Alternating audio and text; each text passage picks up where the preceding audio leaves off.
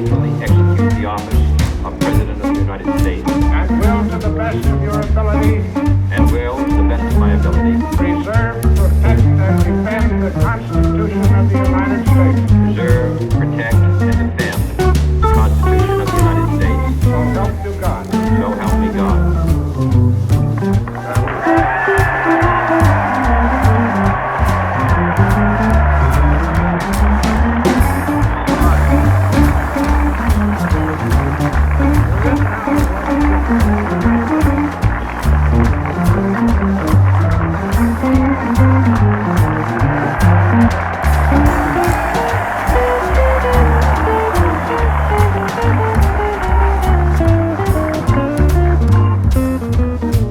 Vice President Johnson, Mr. Speaker, Mr. Chief Justice, President Eisenhower, Vice President Nixon, President Truman, Reverend clergy, fellow citizens. We observe today not a victory of party, but a celebration of freedom, symbolizing an end as well as a beginning, signifying renewal as well as change. For I have sworn before you and Almighty God the same solemn oath our forebears prescribed nearly a century and 3/4 ago. The world is very different now, for man holds in his mortal hand the power to abolish all forms of human poverty and all forms of human life. And yet the same revolutionary beliefs for which our forebears fought are still at issue around the globe. The belief that the rights of man come not from the generosity of the state, but from the hand of God. Dare not forget today that we are the heirs of that first revolution. Let the word go forth from this time and place to friend and foe alike that the torch has been passed to a new generation of Americans born in this century, tempered by war, disciplined by a hard and bitter peace, proud of our ancient heritage, and unwilling to witness or permit slow undoing of those human rights to which this nation has always been committed, and to which we are committed today at home and around the world.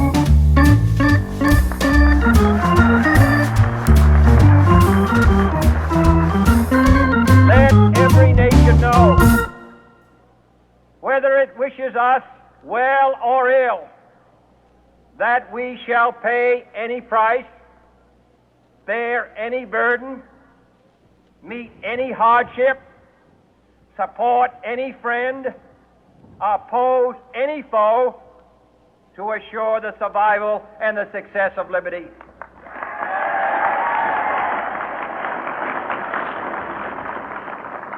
This much we pledge and more. To those old allies whose cultural and spiritual origins we share, we pledge the loyalty of faithful friends.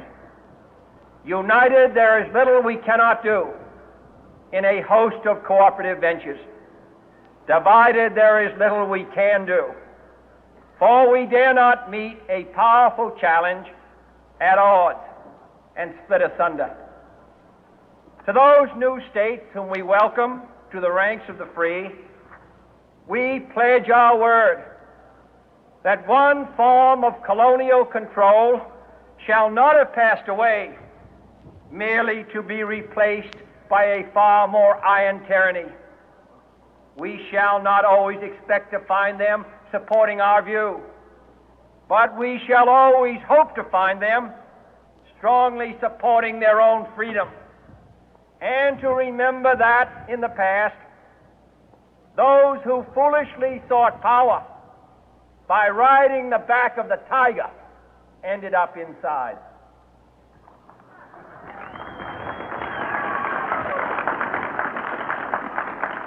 To those people in the huts and villages of half the globe struggling to break the bonds of mass misery, we pledge our best efforts to help them help themselves for whatever period is required, not because the communists may be doing it, not because we seek their votes, but because it is right.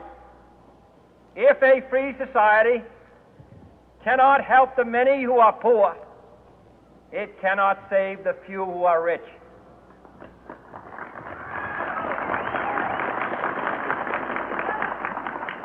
To our sister republics south of our border, we offer a special pledge to convert our good words into good deeds, in a new alliance for progress, to assist free men and free governments in casting off the chains of poverty. But this peaceful revolution of hope cannot become the prey of hostile powers. Let all our neighbors know that we shall join with them to oppose aggression or subversion anywhere in the Americas. And let every other power know that this hemisphere intends to remain the master of its own house.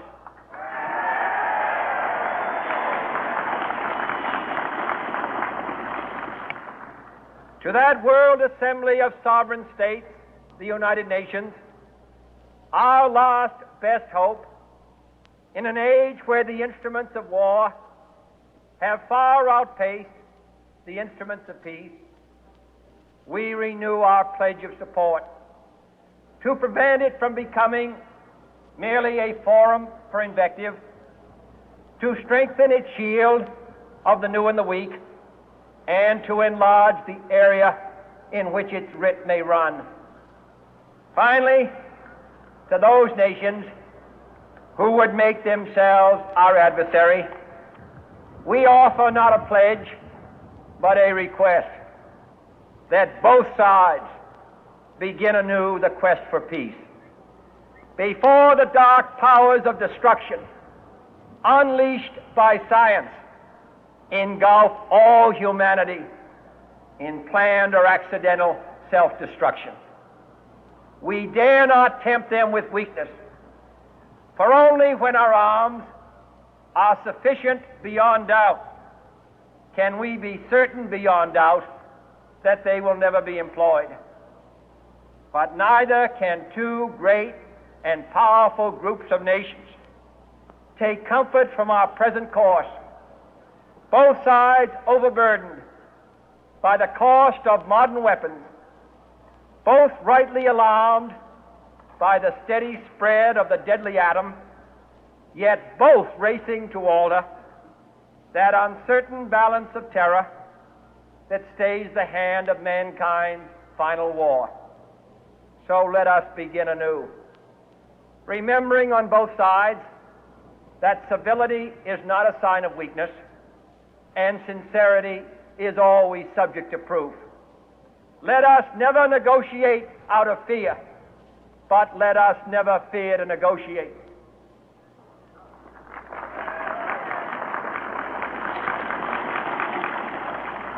Let both sides explore what problems unite us, instead of belaboring those problems which divide us. Let both sides, for the first time, formulate serious and precise proposals for the inspection and control of arms, and bring the absolute power to destroy other nations under the absolute control of all nations.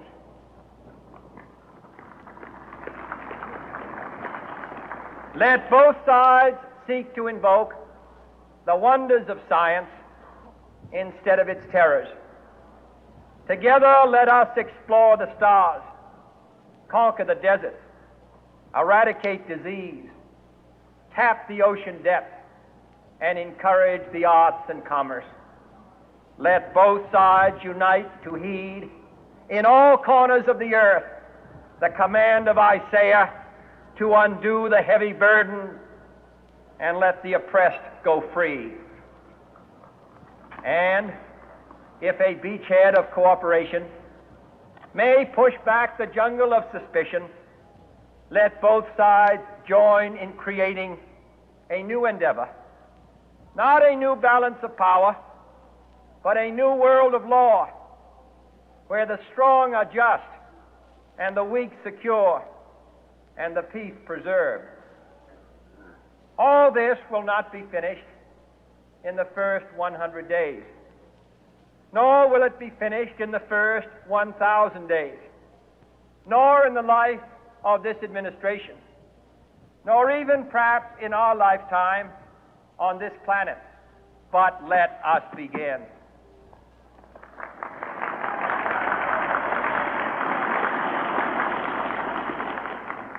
In your hands, my fellow citizens, more than mine, will rest the final success or failure of our course. Since this country was founded, each generation of Americans has been summoned to give testimony to its national loyalty. The graves of young Americans who answered the call to service surround the globe. Now the trumpet summons us again, not as a call to bear arms, though arms we need, not as a call to battle, though in battle we are, but a call to bear the burden of a long twilight struggle, year in and year out, rejoicing in hope, patient in tribulation, a struggle against the common enemies of man, tyranny, poverty, disease, and war itself. Can we forge against these enemies a grand and global alliance, north and south, east and west, that can assure a more fruitful life for all mankind? Will you join in that historic effort?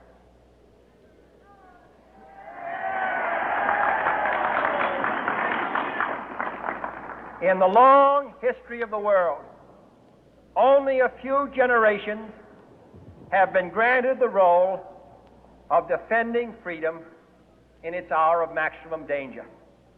I do not shrink from this responsibility. I welcome it.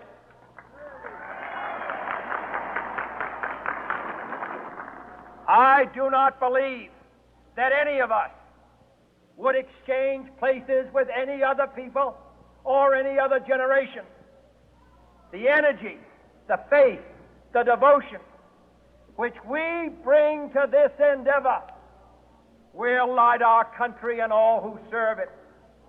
And the glow from that fire can truly light the world. And so, my fellow Americans, ask not what your country can do for you. Ask what you can do for your country.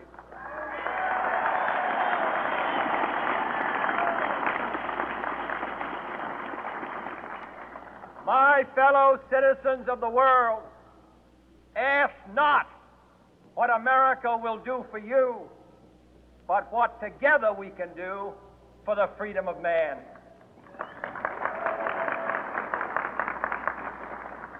Finally, whether you are citizens of America or citizens of the world, ask of us here the same high standards of strength and sacrifice which we ask of you. With a good conscience, our only sure reward, with history the final judge of our deeds, let us go forth to lead the land we love, asking His blessing and His help, but knowing that here on earth God's work must truly be our own.